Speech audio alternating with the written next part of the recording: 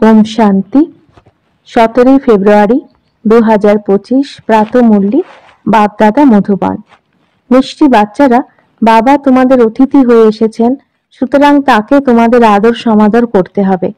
ভালোবেসে তাকে যেমন আহ্বান করেছো তেমনি তাকে আদরও দিতে হবে, নিরাদার যেন না হয়। প্রশ্ন: বাচ্চারা, তোমাদের কোন নেশা সবসময় ঊর্ধ্বগামী হওয়া উচিত? যদি নেশা ঊর্ধ্বগামী থাকে তাহলে তাকে কি বলা হবে? উত্তর: উচ্চ থেকে উচ্চতর ব্যক্তিত্বের অধিকারী এই পতিত দুনিয়াতে আমাদের অতিথি হয়ে এসেছেন। এই নেশা সবসময় ঊর্ধ্বগামী থাকা উচিত, কিন্তু নম্বর অনুসারে এই নেশা ঊর্ধ্বে থাকে। কেউ তো বাবার হয়ে সংসার বুদ্ধির কারণে হাত ছেড়ে চলে যায়, একে বলে তাদের ভাগ্য। ওম শান্তি।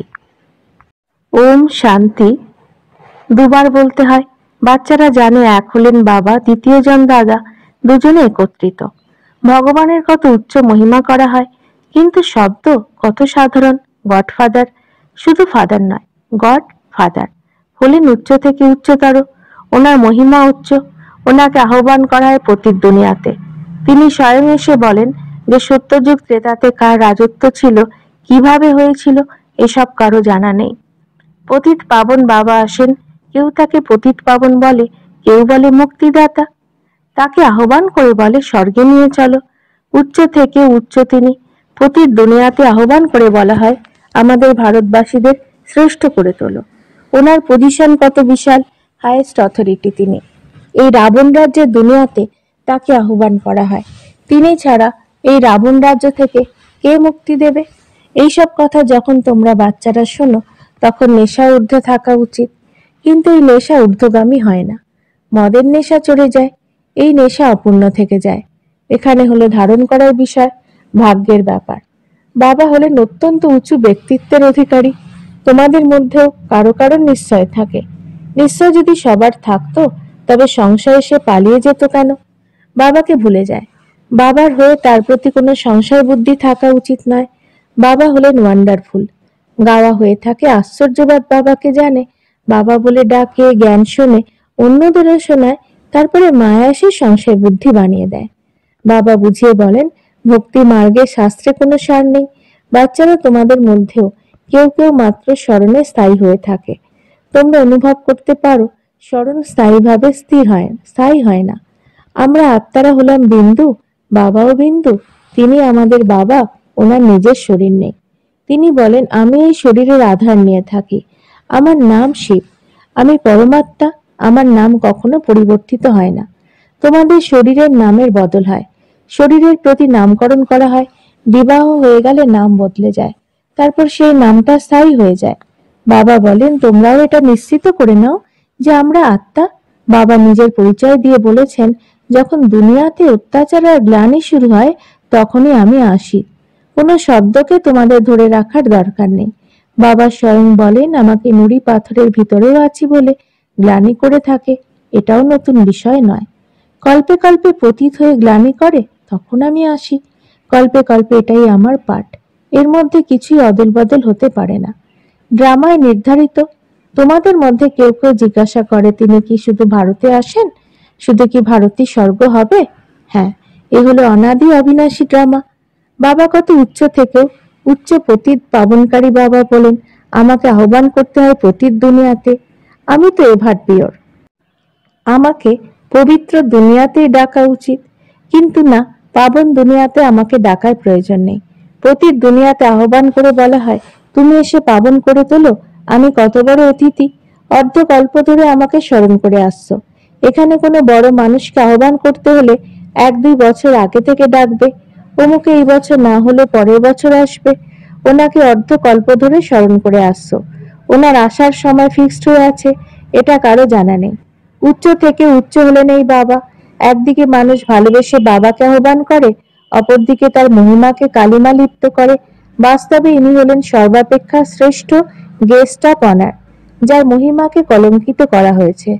বলা হয় ঈশ্বর নুড়ি পাথর সর্বত্র বিরাজমান, কত হাইয়েস্ট অথরিটি তিনি। আহ্বানও করা হয় ভালোবাসার সাথে, কিন্তু মানুষ হলো সম্পূর্ণ বুদ্ধু। আমি এসে নিজের পরিচয় দিয়ে বলি আমি তোমাদের ফাদার, আমাকে গডফাদারও বলা হয়।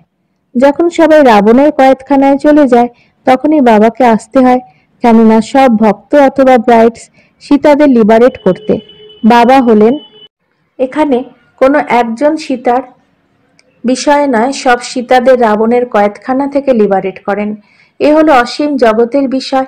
এখানে হলে পুরনো পতির দুনিয়া, এই পুরনো হওয়া তারপর আবার নতুন করে শুরু হওয়া, এ হলো অ্যাকিউরেট। এই শরীর ইত্যাদি শীঘ্র পুরনো হয়ে যায়, কিছু বেশি সময় ধরে চলে। এইসব ড্রামায় অ্যাকিউরেট। সম্পূর্ণ 5,000 বছর পরে আমাকে আসতে হয়। আমি এসে নিজে পরিচয় দিয়ে থাকি আর সৃষ্টির চক্রের রহস্য বুঝিয়ে বলি। কেউ আমার পরিচয় জানে না, না ব্রহ্মা, না বিষ্ণু, না শঙ্করের, না লক্ষ্মীনারায়ণের, না রাম সীতার পরিচয় সম্পর্কে জানে। ড্রামায় উচ্চ থেকে উচ্চ অ্যাক্টর তিনি। বাকি সব বিষয়বস্তু মানুষকে ঘিরে। কখনো 8-10 ভুজধারী মানুষ হয় না। বিষ্ণুর 4 ভুজা কেন দেখানো হয়েছে, রাবণের 10 মাথা কেন, কেউ জানে না। বাবা এসে সম্পূর্ণ ওয়ার্ল্ডের আদি মধ্য অন্তের নলেজ সম্পর্কে অবগত করান। উনি বলেন আমি হলাম সর্বোত্তম, বড় গেস্ট কিন্তু গুপ্ত রূপে। এটা শুধুমাত্র তোমরাই জানো, কিন্তু জেনেও তারপরে ভুলে যাও। ওনাকে কতটা রিগার্ড করা উচিত, স্মরণ করা উচিত। আত্মা নিরাকার, পরমাত্মাও নিরাকার, এখানে ফটোর কোনো ব্যাপার নেই। তোমাদের নিজেকে আত্মা নিশ্চয় করে বাবাকে স্মরণ করতে হবে, দেহ অভিমান ত্যাগ করতে হবে। তোমাদের সবসময় অবিনাশী বস্তুকে দেখা উচিত। তোমরা বিনাশী দেহকে কেন দেখো? দেহি অভিমানী হও, এতে পরিশ্রম। যত স্মরণে থাকবে তত কর্মাতীত অবস্থার প্রাপ্ত করে উচ্চ পথ পাবে। বাবা খুব সহজ যোগ অর্থাৎ স্মরণ শিখিয়ে থাকেন। যোগ তো অনেক রকমের আছে, স্মরণ শব্দটি যথার্থ। পরমাত্মা বাবাকে স্মরণ করার মধ্যে পরিশ্রম আছে। খুব কম সংখ্যক আছে যারা সত্যি বলবে যে এত সময় স্মরণে থেকেছি। স্মরণ করেই না, সুতরাং বলতেও দ্বিধাবোধ করে। লিখে থাকে সারাদিন 1 ঘন্টা স্মরণে ছিলাম, সুতরাং লজ্জা তো আসাই উচিত, তাই না? এমন বাবা যাকে দিবারাত্র স্মরণ করা উচিত তাকে মাত্র কয়েক ঘন্টা স্মরণ করি, লজ্জা তো আসাই উচিত। এতেই বড় গুপ্ত পরিশ্রম। বাবাকে আহ্বান করা হয়, কত দূর থেকে আসেন উনি, তিনি তো গেস্ট। বাবা বলেন আমি নতুন দুনিয়ার গেস্ট হই না, আমি আসি পুরনো দুনিয়াতে নতুন দুনিয়ার স্থাপনা করতে। এ হলো পুরনো দুনিয়া, এটাও কেউ যথার্থভাবে জানে না। নতুন দুনিয়ার আয়ু জানে না। বাবা বলেন এই নলেজ আমি এসে দিয়ে থাকি, তারপর ড্রামা অনুসারে এই নলেজ লুপ্ত হয়ে যায়। আবার কল্প পরে এই ভূমিকার পুনরাবৃত্তি হবে। আমাকে আহ্বান করে। প্রতি বছর শিব জয়ন্তী পালন করা হয়, যা চলে যায় তার বাৎসরিক অনুষ্ঠান অনুষ্ঠিত হয়। শিব বাবারও 12 মাস পরে জয়ন্তী পালন করা হয়, কিন্তু কবে থেকে পালন করা হচ্ছে এটা কারো জানা নেই। শুধু বলে থাকে 1,00,000 বছর হয়ে গেছে, কলিযুগের আয়ু 1,00,000 বছর লিখেছে। বাবা বলেন এটা 5,000 বছরের বিষয়। সর্বপ্রথমে এই দেবতাদেরই ভারতে রাজ্য ছিল, সুতরাং বাবা বলেন আমি ভারতের অনেক বড় অতিথি, আমাকে অর্ধকল্প ধরে অনেক নিমন্ত্রণ দিয়ে আসছে। যখন খুব দুঃখী হয়ে ওঠে তখন বলে হে পতিত পাবন, এসো আমি এসেছি পতিত দুনিয়াতে। আমার তো রথ চাই না, আত্মা অকাল মূর্তি, তার আসন এটা। বাবাও অকাল মূর্ত, এই আসনে সে বিরাজ করেন। কেউ শুনলে চমকে যাবে, এ বড়ই রমণীয় বিষয়। যখন বাবা বলেন বাচ্চারা আমার মতে চলো, মনে করো শিব বাবা মত প্রদান করেন, মুরলি পড়েন। ইনিও বলেন আমিও মুরলি শুনে তারপর শোনাবো। শোনান তো তিনি। ইনি নাম্বার 1 পূজ্য, তারপর নাম্বার 1 পূজারী হন। এখন ইনি পুরুষার্থী। বাচ্চাদের সবসময় বোঝানো উচিত আমি শিব বাবার শ্রীমত পেয়েছি, যদি কেউ উল্টো কথা বলে তাকে ঠিক করে দেব। এই অটুট নিশ্চয় থাকলে তার রেসপন্সিবিলিটি শিব বাবার। এটাই ড্রামায় নির্ধারিত। বিঘ্ন আসবে, অনেক কঠিন কঠিন বিঘ্নই আসে, নিজের সন্তানদের উপরেও বিঘ্ন আসে। অতএব সবসময় মনে করো শিব বাবা বোঝাচ্ছেন, তবেই স্মরণ থাকবে। কিছু বাচ্চারা ভাবে ব্রহ্মা বাবা মত প্রদান করেন, কিন্তু তা নয়, শিব বাবাই রেসপন্সিবল। দেহ অভিমান থাকার কারণে প্রতি মুহূর্তে ব্রহ্মাকেই দেখে। শিব বাবা কত মহান অতিথি, রেলের কর্মীরাও জানে না নিরাকারকে কিভাবে জানবে বা চিনবে। তার কখনোই অসুখ হয় না, কিন্তু অসুখের কারণ বলে দেন। ওরা কি করে জানবে এনার মধ্যে কি আছে? তোমরা বাচ্চারাও নম্বর অনুসারে জানো তিনি সব আত্মাদের পিতা, ইনি প্রজাপিতা মানুষের পিতা। সুতরাং এনারা দুজন কত বড় অতিথি। বাবা বলেন যা কিছু হচ্ছে ড্রামায় নির্ধারিত, আমিও ড্রামার বন্ধনে আবদ্ধ, পূর্ব নির্ধারিত, তাই আমার পাঠও। মায়াও ভীষণ প্রবল, রাম আর রাবণ উভয়ের পাঠ রয়েছে। ড্রামায় যদি রাবণ চৈতন্য হতো, তবে বলতো আমিও ড্রামা অনুসারে আসি। এ হলো সুখ দুঃখের খেলা। সুখ হলো নতুন দুনিয়াতে, দুঃখ পুরনো দুনিয়াতে। নতুন দুনিয়াতে অল্প সংখ্যক মানুষ, পুরনো দুনিয়াতে অসংখ্য মানুষ। পতিত পাবন বাবাকে ডেকে বলা হয়, পাবন দুনিয়া বানাও। কেননা পাবন দুনিয়াতে কত সুখ ছিল, সেই জন্যই কল্প আহ্বান করে। বাবা সবাইকে সুখ প্রদান করে যান, এখন আবার তার পাঠ রিপিট হচ্ছে। সৃষ্টি কখনোই বিনাশ হয় না, বিনাশ হওয়া ইম্পসিবল। সমুদ্র পৃথিবীতেই আছে, এটা বিশ্বের থার্ড ফ্লোর। বলে থাকে সৃষ্টি জলমগ্ন হয়ে যায়, সর্বত্র শুধু জল আর জল। তা সত্ত্বেও পৃথিবী তো ফ্লোর, সেখানে জলও আছে। পৃথিবীর ফ্লোর কখনই ধ্বংস হতে পারে না, জল ওই ফ্লোরের ওপরেই রয়েছে। সেকেন্ড এবং ফার্স্ট ফ্লোর যা পৃথিবীর সূক্ষ্ম বতন আর পরমধাম, সেখানে কোনো জল নেই। অনন্ত জগতের তিনটে তল আছে, যা তোমরা বাচ্চারা ছাড়া কেউ জানে না। এই খুশির সবাইকে খুশির সাথে শোনাতে হবে। যারা সম্পূর্ণ উত্তীর্ণ হবে তাদেরই অতীন্দ্রিয় সুখের গায়ন রয়েছে। যারা দিবারাত্র সার্ভিসে তৎপর থাকে, সার্ভিস করতে থাকে, তারাই অতীব খুশিতে থাকে। কখনো কখনো এমন দিনও আসে যখন মানুষ রাতেও জেগে থাকে, কিন্তু আত্মা ক্লান্ত হয়ে পড়লে ঘুমোতে হয়। আত্মা ঘুমোলে শরীরও শুয়ে পড়ে, আত্মা না শুলে শরীরও শোয় না। আত্মাই ক্লান্ত হয়ে পড়ে। আজ আমি ক্লান্ত হয়ে পড়েছি, কে বলে? আত্মা বলে। বাচ্চারা, তোমাদের আত্ম অভিমানী হতে হবে, এতেই পরিশ্রম। বাবাকে স্মরণ না করলে, দেহে অভিমানী না হলে দেহ সম্বন্ধীদের স্মরণে এসে যায়। বাবা বলেন, তোমরা নগ্ন এসেছিলে, নগ্ন হয়েই যেতে হবে। এই দেহের সম্বন্ধে ইত্যাদি ভুলে যাও। শরীরে থেকে আমাকে স্মরণ করলে শতপ্রধান হতে পারবে। বাবা কত বড় অথরিটি, বাচ্চারা ছাড়া কেউ জানে না। বাবা বলেন, আমি দীনবন্ধু, সবাই সাধারণ। পতিত পাবন বাবা এসেছেন, এটা জানলে জানা নেই কত ভিড় হবে। বড় বড় মানুষ এলে ভিড় হয়ে যায়। ড্রামাতে এনার ভূমিকা হলো গুপ্ত। ধীরে ধীরে তোমরা যত অগ্রসর হবে, তোমাদের প্রভাব বৃদ্ধি পাবে এবং বিনাশ সংগঠিত হবে।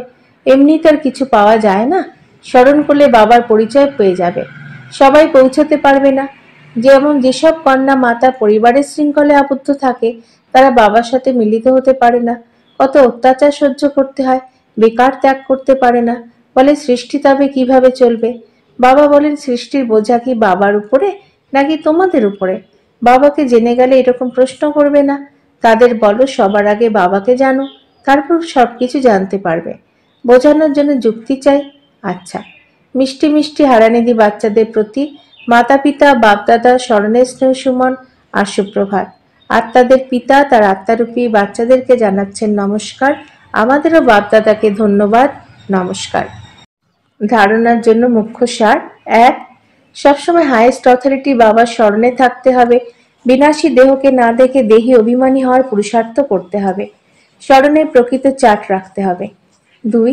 দিবারাত্র সার্ভিসে তৎপর থেকে অপার খুশিতে থাকতে হবে। ৩. লোকের রহস্য সবাইকে উৎফুল্লতার সাথে বোঝাতে হবে। শিব বাবা যে শ্রীমত দেন, তার প্রতি অটুট নিশ্চয় রেখে চলতে হবে। কোনো নিশ্চয় বিঘ্ন এলে ঘাবড়ানো উচিত নয়। রেসপন্সিবল শিব বাবা, সেই জন্য সংশয় যেন না আসে।